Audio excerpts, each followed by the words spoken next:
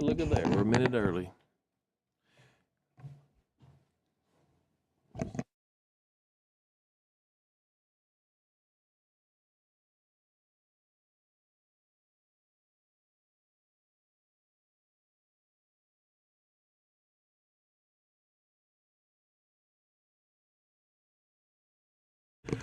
All right, good morning, everyone. Welcome to Veterans Military Affairs and Public Safety. Clerk, please call our roll. Senator Barfoot. Here. Senator Beasley. Senator Bell. Here. Senator Carnley. Here. Senator Chasteen. Here. Senator Gavan. Senator Hatcher. Senator Jones. Here. And Senator Kelly. Here. All right, we've got a quorum. Members, we've got a agenda I want to move through pretty quick if we can because we have a very important presentation from Department of Mental Health about our Veterans Mental Health Steering Committee Comprehensive Plan. So, Clerk, if you will, please call the first bill. SB 241 by Senator Bell. Mr. Chairman, this is basically just the database for the criminal enterprise so that investigators, prosecutors can communicate with each other and help better their prosecutions. Second. All right, a motion and a second. Let's call a roll. Senator Barfoot. Aye. Senator Beasley. Senator Bell. Senator Carnley. Senator Chasteen. Senator Gavan. Senator Hatcher. Senator Jones. Here. Aye. Senator Kelly. Still early. Favorable. All right, 6-0, bill's given a favorable report. Please call the next bill. HB 304 by Representative Keel. All right, morning, Representative.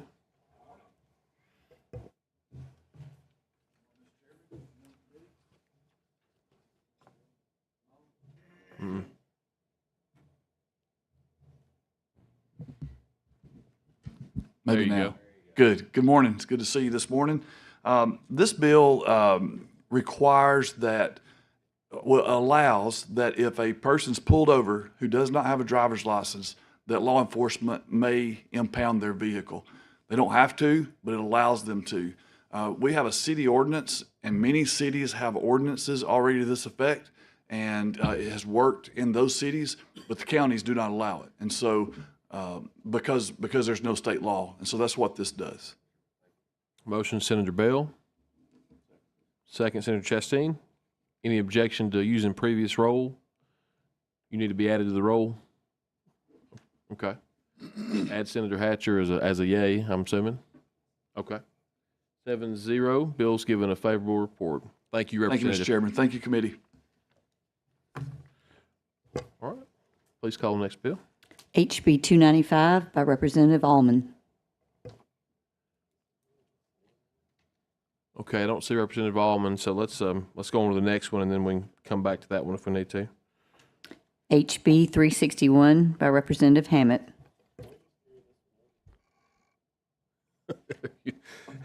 Morning, Representative. Good morning, Mr. Chairman. Good morning, committee. He's a troublemaker right there, that redheaded guy. Listen, HB 361 is a companion bill to SB 183. It's just giving the Machis Indians a police force. All right, motion and a second. Any objection to previous roll? Hearing none, so ordered. 7-0, bill's given favorable report. Thank you, Mr. Chairman. Thank you, committee members. Thank you. We'll, I guess, move back to HB 295. Anybody comfortable explaining it? I think, yeah.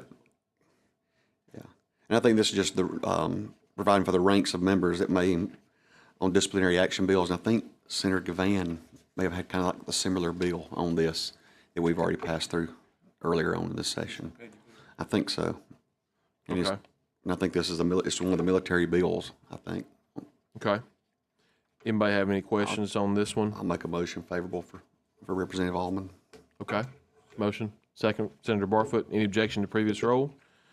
Hear none, so ordered. All right, that concludes our bill part of the agenda, and I'd like to recognize Commissioner Boswell. Thank you so much for being here, and Collier Tynes. I'm sorry, your new last name is Dixon. That's right. I keep forgetting that. Welcome to the committee. Thank you for being here. Thank you, and we're really excited to be here today to present the Veterans Mental Health Steering Committee Comprehensive Plan. It's been quite a journey getting here, and we're just excited that we're here today to present the plan. You have a notebook in front of you. If you flip to the first page, you will see a list of the committee members. And just want to take this opportunity to thank the folks who worked very hard on this committee. The participation was really pretty unbelievable. We had great attendance and a lot of participation from the committee. And then did also want to thank my staff, Collier. Andrea is not in the room today, but Andrea and Nicole Walden, who is with us today, were instrumental in making all of this happen. So I'll go over a little bit of process with you, where it's going to go from here, and then I'll talk about the recommendations and focus on that. So we're presenting it to this committee today, and after that, it will be final, and we have to send it to the governor by June 30. So we'll put it all together in one document. You guys received an email from my staff, I believe, on Tuesday that has some pretty extensive reports in it. We didn't want to give you big, huge documents, but you do have a link to all the reports that are mentioned in the appendices in the report. Those are the landscape analysis, the literature review, and the best practices. Those documents were produced by our partners at the University of Alabama, Vital, who did a fantastic job with that as well. So if you will flip to the back of the report, I believe the recommendations begin on, let's see, on page 14. So our first recommendation is to establish the Alabama Veterans Resource Center. And thankfully, that is now official. Act 2025, Act 2025-20 has passed and is signed into law. So we now have a public-private partnership to establish an Alabama Veterans Resource Center.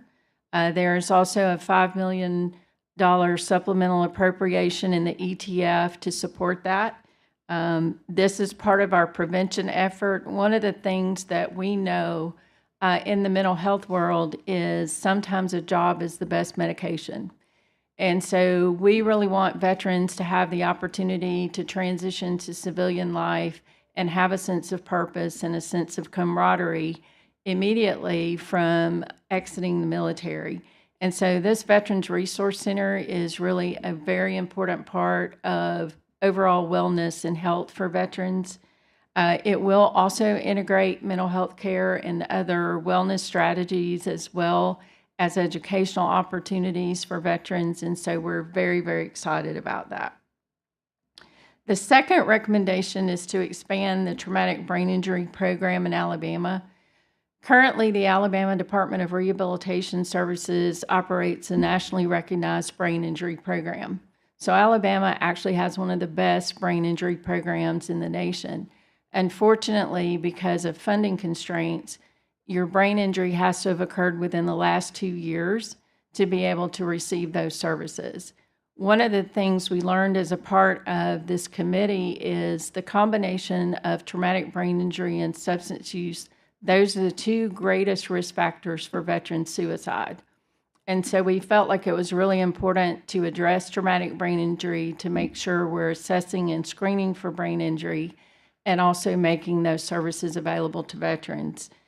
With that, there's a $2.5 million appropriation in the Education Trust Fund for the Alabama Department of Rehabilitation Services to expand their brain injury program without regard for when the injury occurred.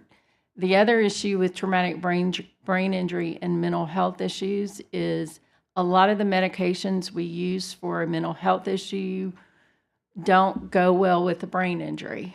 And so a lot of times the first thought is the behavior or what's going on is a mental health issue, when in fact it's actually a brain injury, and the medications that may be prescribed for that don't work well and may actually cause more serious issues for the veteran. And so being able to screen and assess on the front end whether or not an individual, a veteran, has a traumatic brain injury is really, really important. So the recommendation is to expand that program through that $2.5 million appropriation to the Department of Rehab Services. The third recommendation does relate back to our goal of improving lethal means safety. There is legislation, the House bill passed, I believe, Tuesday or Wednesday, and it's on its way to the governor. So it's the Hunter Houston bill that does provide a mechanism for safe storage of weapons. What we know as a committee and what we talked about as a group is anytime we can create time and space between a person in crisis and the access to lethal means, we can save lives. And so this bill is really important in creating that distance between that mental health crisis and access to that lethal means. The fourth recommendation is to develop a partnership with the Alabama Department of Veterans Affairs. You will see several bullets there. Those are items that cut across all the goals that we established in the comprehensive plan. And we feel like it's really important to develop that relationship with the Department of Veterans Affairs. There are many things that we can do together to improve the lives of the veterans in our state. And so that is certainly something that we felt like was really, really important. The fifth recommendation is really around education and creating a Veterans Mental Health Summit. We do want to target providers, veterans, family members. We learned a lot in our committee, and we realized through that process that there's a lot of information that needs to get out there for veterans and families as well as providers. Two examples are the Compact Act and the Mission Act. Those are two pieces of federal legislation that were passed to improve the overall behavioral health care for veterans, but providers don't often know how to access that. Veterans and their families don't know how to access those services. And so we really do feel like that's a good forum. We haven't decided where we're going to do it. We haven't decided if that's going to be regional. That'll be some of the work that we'll be doing this summer, but we do feel like that education and training is really important. The last recommendation is around best practices. We did just close the RFP process for the $3 million in opioid settlement funds. We received 18 responses, and we're really excited about that.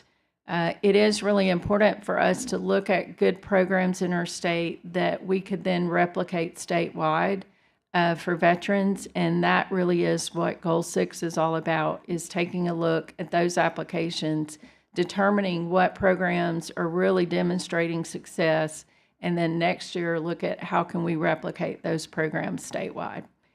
And those are the 6 recommendations. We will have an appendices with the copies of the legislation as well as the major reports that were produced for the committee to review. And with that, I'll be happy to answer any questions. Got one. Thank you. Good information. Thank you, Mr. Chairman. Good information on the traumatic brain injury program through the Alabama Department of Rehab Services. That's expanding it beyond the 2-year period that's currently funded. Do you know if that program itself only applies to veterans, even as it is now, or even with the expansion, or could that be anybody? It is anybody. The current program is for anyone, and the expansion would be for anyone. So yeah, it would be for all Alabamians, which is a really good thing as well. They are serving a lot of veterans right now. They have a very close partnership with the Department of Veterans Affairs. And the screening tool literally takes 10 minutes. But the resources that they've developed and the expertise that they've developed is critical to our veterans, because oftentimes from the conversations that we've had, veterans come home and don't necessarily even realize they have a traumatic brain injury and don't associate a particular event with having had a traumatic brain injury. So we think it's a great thing for all Alabamians, but especially for veterans. And I would just say in conjunction with that I've seen people who I know through diagnostic testing have been diagnosed with a traumatic brain injury, and when you see them and have a 10-minute conversation with them, you'd think Look fine. there's nothing wrong with this, but there are lingering side effects that you just cannot see. So Right. thank you. Oh, Commissioner Commissioner, on that note, could you share a little bit about some of the, and not to put you on the spot, I hope, but some of the stats and topics that were discussed related to TBI and how it affects veterans' mental health and kind of the overlap there? Because it was really surprising and shocking, I think, to a lot of the task force members. So I wanted Right. to highlight that for the committee members. Let's see, page 10. So on page 10, for every presentation that we heard as a committee, we summarized that in your comprehensive plan in the background section. So on page 10, you'll see some of that information. April Turner, who is the state head injury coordinator for the Department of Rehabilitation Services, made that presentation. Okay, so the Department of Defense, its definition, that's just the definition of traumatic brain injury. It is estimated that 102,000 Alabamians have TBI and more than 8,000 Alabamians have TBI in 2023 and 24. I was looking for the specific study. That next bullet does describe a specific study that was done with the Army. About 35% of veterans with combat-related TBI meet criteria for PTSD. Almost half of the adults with TBI who have no pre-injury history of mental health problems develop the risk of, I'm sorry, y'all, the pollen has gotten my contacts really going, so I'm having a little trouble seeing this. Substance use disorder by 100% in post-deployed U.S. Army veterans. So there's some good information there that will give you a feel for the statistics.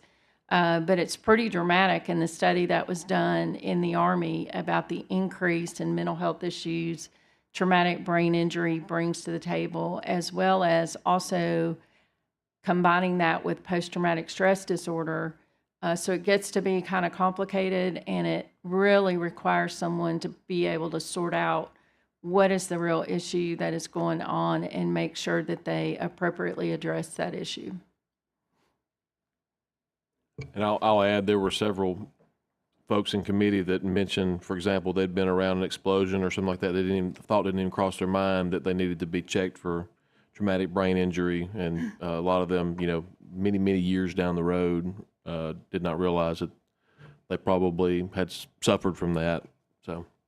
And it is something we see too with older veterans. Somebody may have been really successful and managed that, but then as people begin to slow down and the aging process kicks in, we also see some of it begin to show up as the aging process happens and people are, not necessarily in the workforce and other situations and they're at home.